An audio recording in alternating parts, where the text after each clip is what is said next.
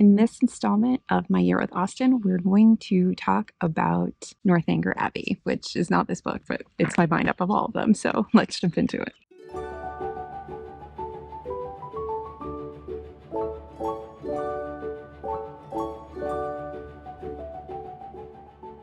Hello, book friends. It's Alyssa. Welcome back to the channel. Hello if you are new. I think I got that right this time.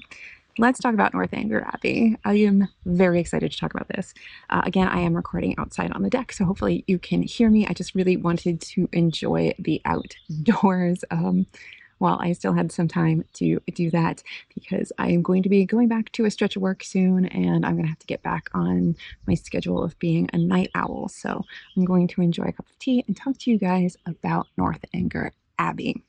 If you haven't been following along on this little series I've been doing this year, I am spending the year reading Jane Austen's major completed works, along with this creator on Instagram called Dickens and Docs. And this month, we read them over 2 months, but this chunk of months, we have been reading Northanger Abbey. And by over 2 months, I read this in one sitting in one day, because it's just such a short, fun, like propulsive romp of a novel that I couldn't stop. We've also read Sense and Sensibility and Pride and Prejudice, and I did take those a lot more slowly and really try to stick slightly to the reading schedule and not get too off course from that, so that I could really savor the story in a way that maybe I haven't before. But this, I realized, is my first time actually reading Northanger Abbey. I think I've started it several times, especially when I was younger, but I never completed a full read of it. But I have watched all, and I mean all, of the adaptations, and I love them. I think it's 2007. I'll pop up a picture of the movie poster or whatever for the one that I really truly love, because I think I really loved the way that the director pulled in a lot of these like incredibly dramatic B-roll sorts of scenes to amp up Catherine Morland's really dramatic, youthful ideas and thoughts, and I thought it really captured the vibe of Northanger Abbey and Catherine Morland. A quick kind of summary, and I will link a really good summary down below if you for some reason don't know the general plot of Northanger Abbey. But essentially, Catherine Morland is like this tomboy who lives in a very small English village. She's part of a very large family. Her father is like a parson or a clergyman, or I don't really know the difference between any of those, but he's in the church. She kind of grows up like a tomboy. She plays baseball. She's rough and tumble. And then as she kind of grows up in the first chapter, we see that she starts to develop sort of more feminine things. She starts reading novels. She starts to be a little bit more interested in romance and balls and more of the feminine pursuits. But she's not exactly a girly girl. And she's described as being almost pretty, which I think is an interesting way to describe our main character. But she still has this like rough and tumbleness to her. She prefers cricket and baseball and riding horses. But as she gets older, she does start to develop those feminine pursuits a little bit more, as I said. So one day, a family friend, the Allens, they offered to take her to Bath with them. They're very rich, the Allens, but they're not very connected, which Catherine comes to learn when she gets to Bath, and she's incredibly disappointed to find out that Mrs. Allen really knows nobody.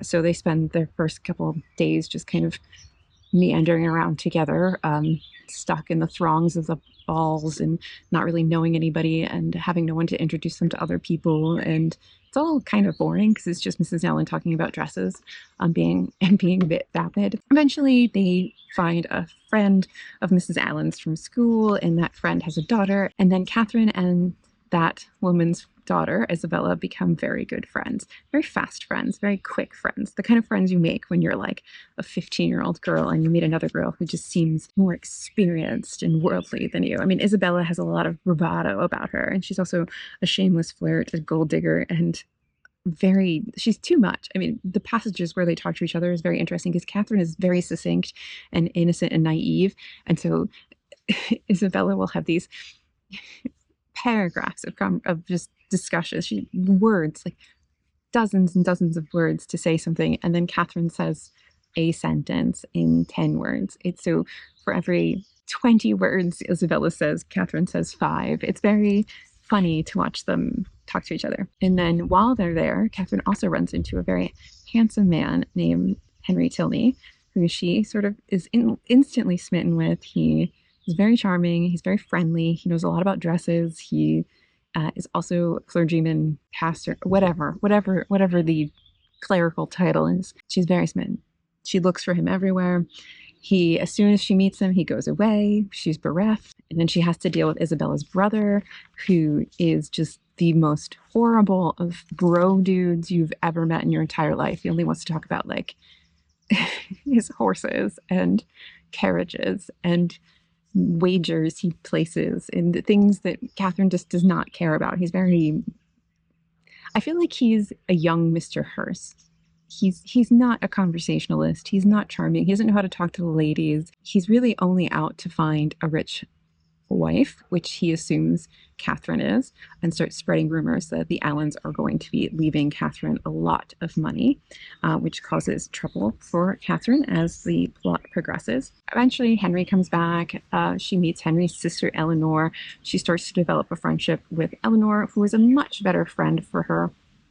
And she gets invited to Northanger after shaking off John Thorpe and being mildly elated for her brother's engagement to Isabella, because I forgot to mention that John Thorpe and Catherine's brother are friends, and so he proposes to Isabella. And Isabella's thrilled, of course, until she finds out that Catherine's brother, one, is not going to have a lot of money, and two, they have to wait many years to even receive that money before they can ever get married. And of course, then she makes eyes at Captain Tilney, who's Henry Tilney's brother, who's dreamy, but also he doesn't care. He's not out for marriage. He's out for one thing and one thing only. Anyway, she goes to Northanger Abbey with the Tilneys, and she starts to live out her Gothic dreams there, or so she thinks. She's expecting all these secrets and dark, sinister reveals, and it just turns out to be an ordinary house with a horrible father and a very sad story about a dead mother. But eventually she's chased off in the night by General Tilney and sent packing back to her parents. She's very upset. It was very rude how she is kicked out of Northanger. She is upset to be leaving Mr. Tilney. She's very embarrassed. She's all these things. But then Mr. Tilney rides in at the end and declares his love. I'm going to use love with a question mark there for her. Appreciation for her. And eventually they get married and everything is happy. So that's the general plot. Again, I'm going to link a much better review summary down below. I watched a summary that somebody posted, and I thought it was just, they did a beautiful job. I absolutely loved it. So I'm going to post it here so that you guys have it, because I know I'm not going to do a good job summarizing this. But anyway, so my thoughts on this. I really like a couple things about Northanger. It's very refreshing and different than the other Austens that I've read or that the adaptations that I've seen. Catherine is just a very naive, young, foolish, but not stupid. She's just not worldly. She's not experienced in anything. So she can easily get wrapped up in things with people that she feels know more. She's easy to be manipulated, which I feel like the Thorpes do manipulate her quite a bit, and they're trying to keep her to themselves. And in some of these scenes where the Thorpes are, it almost feels like they're like pulling her, and like it's embarrassing and it's excessive and it's oppressive the way the Thorpes want to hold on to her, because they feel like she's a prize, because she's going to have that money that's never coming from the Allens, because the Thorpes have nothing, and like the Tilneys are fine. They don't need her riches, you know. So there's a lot of competition there between John Thorpe and Henry Tilney, but Catherine is quite clear with John. I think at first she's flattered because when she first meets John, he like secures a couple dances with her for the next day for the ball, and she's all excited because it's quite lovely to walk into the ball already having some dances spoken for. But he's not a gentleman, and she soon finds him repulsive, and she tries to rebuff him, and she gets better as the story goes on at speaking up for herself, which I appreciate watching her kind of grow into a more adult and mature woman, even though she is still quite naive by the end of the story. But she really does grow up. You see a really great character development in Catherine, and I really like watching her try to manipulate her way out of having to be with John Thorpe. She really dislikes him, and how she gets bolder and bolder as time goes on. And then I really liked the look at female friendships in this. I liked the how different her relationships are between her and Isabella and her and Eleanor. I feel like I've had both of these friendships and I understand how both of them develop. Sometimes you have these incredibly fast, almost like you're obsessed with each other, you fall madly in step with each other. Relationships, you spend every day together, you're like all in each other's company. But it really is kind of a superficial relationship, whereas her relationship with Eleanor is a much slower to develop, much more deep and meaningful relationship. I love the scene of them staying up quite late at Northanger Abbey when General Tilney is gone. It's just her and Eleanor, and they can stay up late and like giggle around the dining table and have fun and really get to know each other.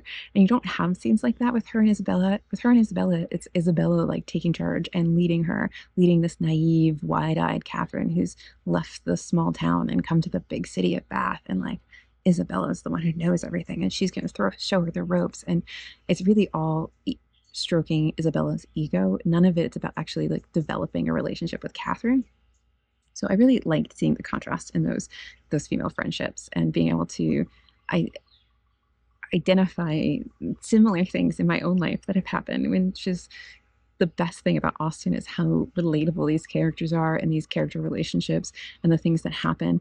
And it's been 200 years or something since this was written, and how it remains incredibly relatable. And I think her character work is just some of the best out there. And I really, really love watching her characters interplay. And in particular, I really like watching Catherine and Henry Tilney kind of flirt. I think we see more flirting between these two than we do in a lot of her other novels. I think like Frank Churchill tries to flirt with, oh God, what's her name? But I feel like in general, there's not a lot of like this kind of flirting. I mean, Henry Tilney really teases her and talks to her. You get like a lot of really good talking, like friendly talking between the two of them. And I like how, when she's in his house, there's like an empty room and he's like, oh, it just needs a woman's touch. Like there's all these insinuations and flirtings. And I actually don't know if he said that or if General Tilney did, but he didn't stop it. If General Tilney said it, it didn't matter. Like Henry wasn't being like, oh, Dad, this is awkward. Henry is equally interested in her. And when he does sort of propose, or I guess he does propose, not sort of, when he does propose, he sort of just tells her that like, the reason he likes her is because she liked him and was quite upfront about it in many ways. And I can't help but think about Charlotte Lucas telling Lizzie that Jane needs to be almost more open about her feelings so that the man actually knows that she likes him. Like you've got to beat them over the head with it. Anyway, so it says he felt himself bound as much in honor as in affection to Miss Moreland, believing that her heart to be his own, which he had been directed to gain, no unworthy retraction of tacit consent, no reversing decree of unjustifiable anger could shake his fidelity or influence the resolutions it prompted. He's just dreaming. I do have a couple problems. Well, not really so problems, but minor tweaks I would have liked to have seen to this. I feel like this is the kind of novel that really does need like a good swoony smooch at the end of it. And I don't really know if that's something that Austen would ever write for us, but I feel like it just deserves it. And that's why I think I like the adaptations so much, because I think most of the adaptations give you this dreamy moment. I know that the moment at the end of the 80s BBC miniseries one, where he's sort of stalking through this sort of soft lens and he's stalking through the grass towards her. It's very like Harlequin romance. And this is the kind of book that deserves that. I mean, this is Jane Austen's response to the Gothic and her kind of critique of it, of the critique of sort of the women and kind of how foolish they are. I mean, I'm Catherine might be naive and wide-eyed, but she's not foolish. When she learns something, she stands her ground. I mean, she doesn't get sucked in by John Thorpe beyond being stuck doing a couple open carriage rides with him, right? She doesn't get smuggled off to Blaze Castle and then to Gretna Green, you know. She has enough sense in her own head to keep herself from having anything terrible happen. And Jane uses her narrator of this to really interject often about the novel and the importance of the novel and about women and men and how we interact. And I think it's really like her most, I don't want to say like political, but she's got an agenda and she really wants to push it down our throats in this. And I like how she does it and I enjoy it. And it's just fun. She does it in such a fun way.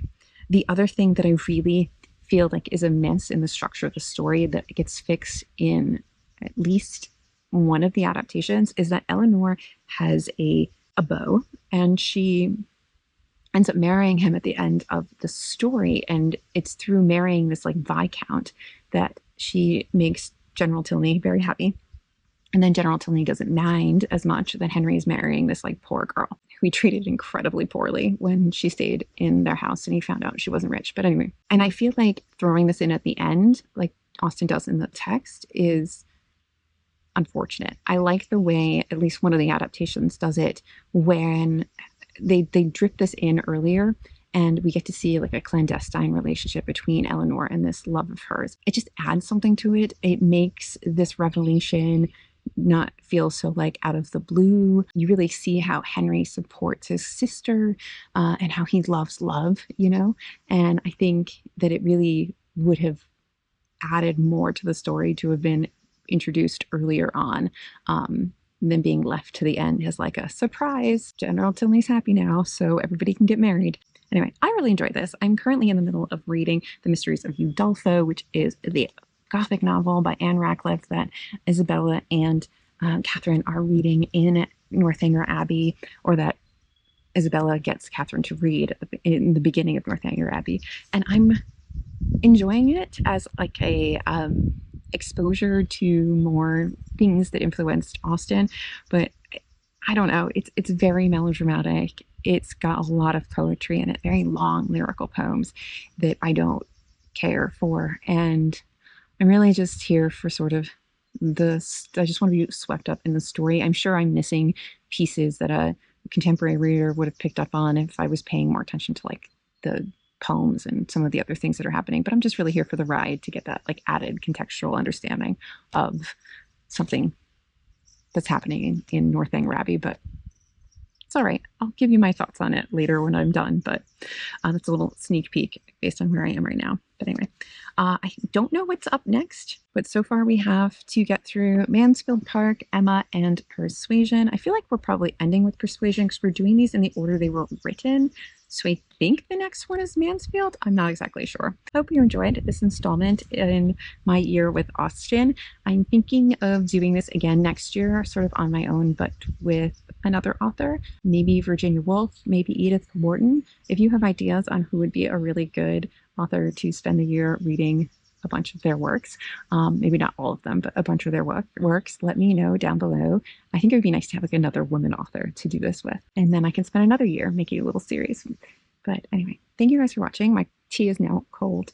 My neighbors probably think I am crazy, and I'm going to go inside before Mercy has a squirrel run out in front of her. She's hiding behind the camera on the deck, watching for her enemy or her enemies, the squirrels. And I really don't want her to catch one. So anyway, thank you guys for watching. Let me know your thoughts on Northanger if you've read it. Like and subscribe, and I'll see you in my next video, whatever it may be, because it's my channel and I can do whatever I want. Bye.